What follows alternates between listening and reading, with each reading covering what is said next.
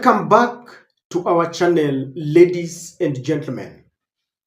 There is a story that is grabbing headline in most of the press, and it says civil servants face the axe as Ruto plays to the tunes of the IMF, the International Monetary Fund.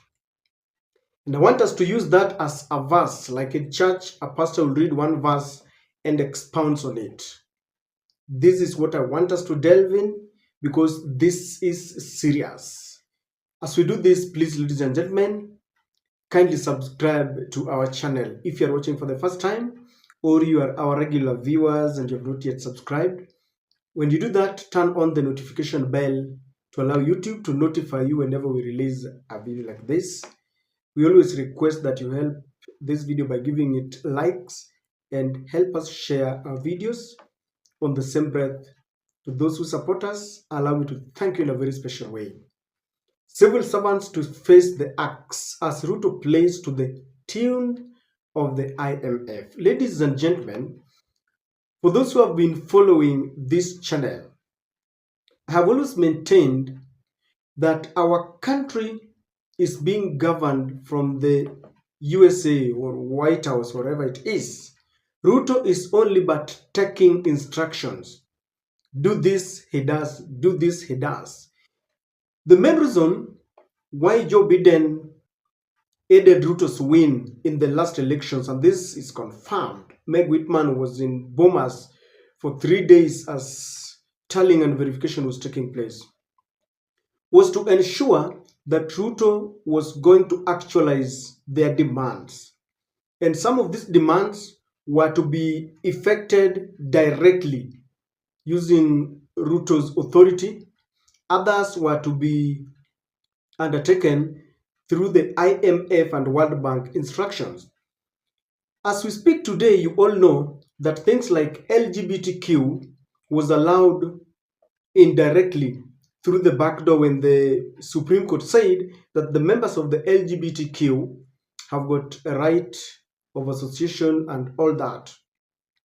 The GMO has been allowed because the Association of Peasant Farmers went to court. It dragged, but finally the court okayed it. It was allowed.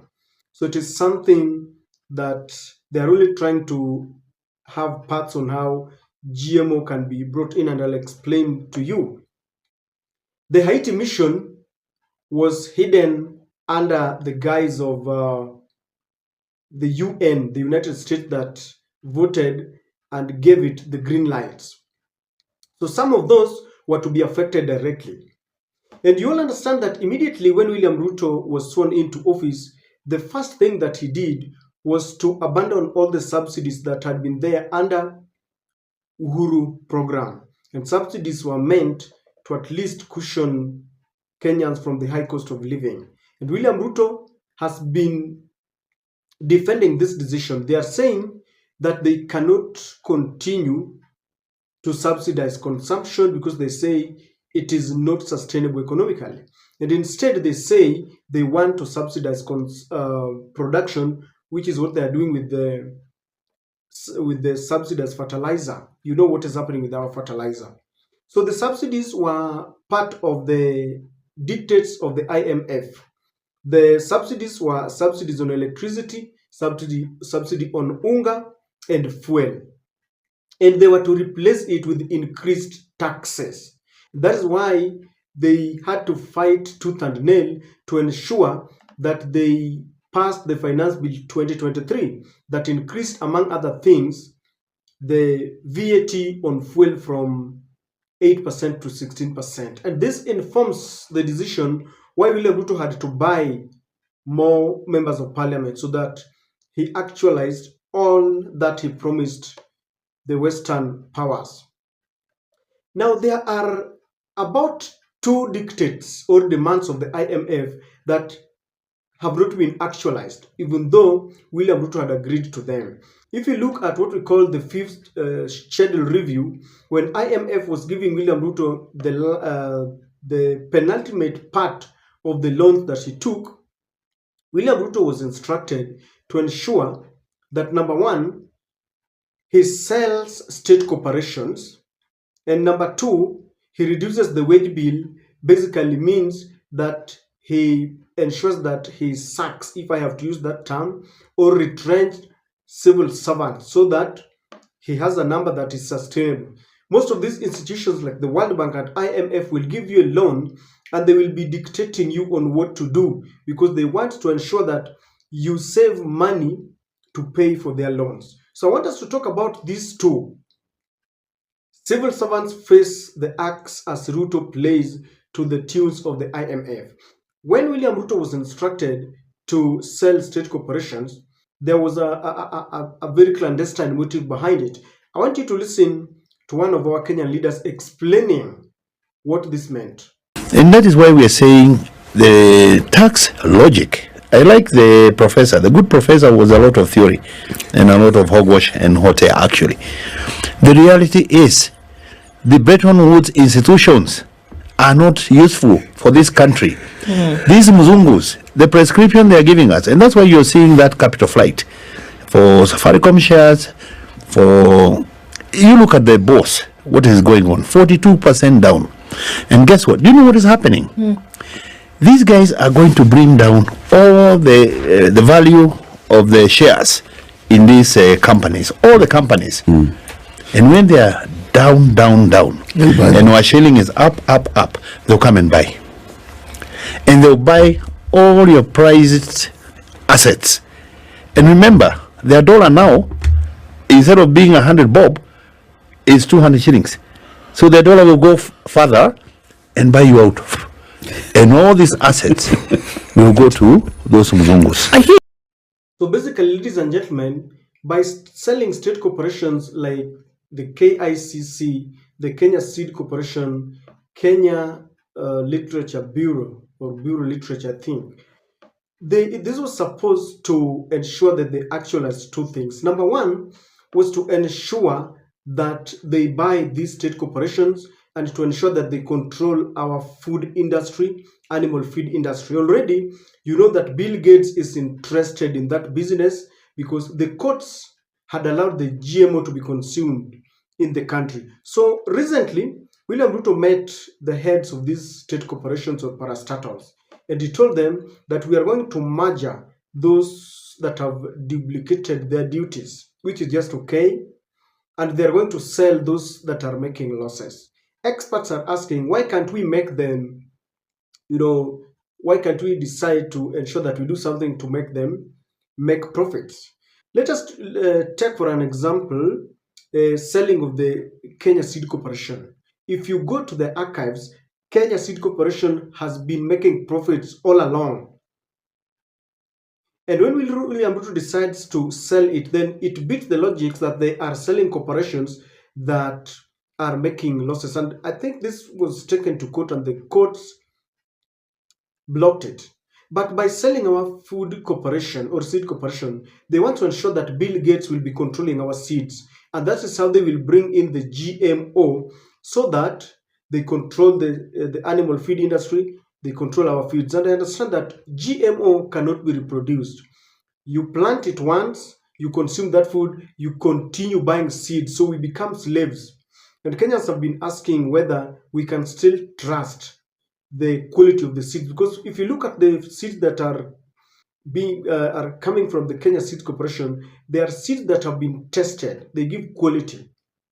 And they also give our indigenous seeds. So what is going to happen is that we are going to kill our indigenous seeds. The same way we have killed our indigenous culture. The LGBTQ is coming on very slowly, and very soon we will legalize abortion, I'm telling you. Because now if lesbian and gay is legalized, you know what it means. And I know that this has been happening secretly, but when we try to now recognize it, you know what that means. So they want to ensure that they control, and this is Bill Gates. Number two, when they sell our corporation that is controlling publishing of books, then they will start introducing the LGBTQ as part of the curriculum. They will start introducing GMO, and they will be supporting it, how it withstands, climatic conditions, just to ensure that as our children grow up, from the CBC, then from the baby class and all that, they grow up knowing that there is nothing bad. They will fix in their mind that there is nothing bad with LGBTQ, there's nothing bad with GMO and all that, so that they even control what is contained in our books. Wanataka kutuharibu. Then number two, as you merge the state corporations, others will go home. If you have a state corporation that maybe had employed 100 people, civil servants, and you are targeting about 4 state corporations, what are you doing? When they merge and you sell others, this is a very secret way to reduce the wage bill, to ensure that civil servants are retrenched. Maybe they will be saying, they first give you an opportunity. Wale ambao wanataka kuenda, you apply there, and they give you, I think, some money or something. And then they now will be looking at people, maybe if you are least productive or what, and looking at your age and all that. So civil servants will go home. Now, while it is a normal process to take place, the fact that this is being dictated by IMF tells you a lot.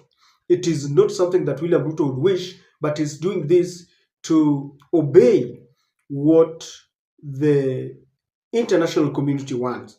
And so brace yourself, just understand, like I told you, we are being governed from the USA, and whatever, they say William Ruto must actualize. In the next few months, William Ruto is targeting basic commodities, milk, bread, and all that. All these are going to be taxed very heavily. The locally assembled manufacturing, all these parts of that we try to assemble in the country, all these are going to be taxed because the IMF and World Bank and all these have said so. And this is why I'm telling you, ladies and gentlemen, that I'm against a president that has been supported by the US, because we are living in our country, but we are like slaves. Today, whatever they say will happen. The only thing that I don't understand, as William Ruto tries to, manage this wage bill, he is bringing in the chief administrative secretaries that had been outlawed or found unconstitutional by our courts. And I think this is double standard. And I don't know why the IMF is not talking about it. So, ladies and gentlemen, those were the only two that were remaining: the sale of the corporations and retrenchment of our civil servants. And it is coming. For those who voted for William Samoei Ruto, if this meets you and you have to go home, thank God, because that is the president that you voted for. I don't know what you think, but that is my take.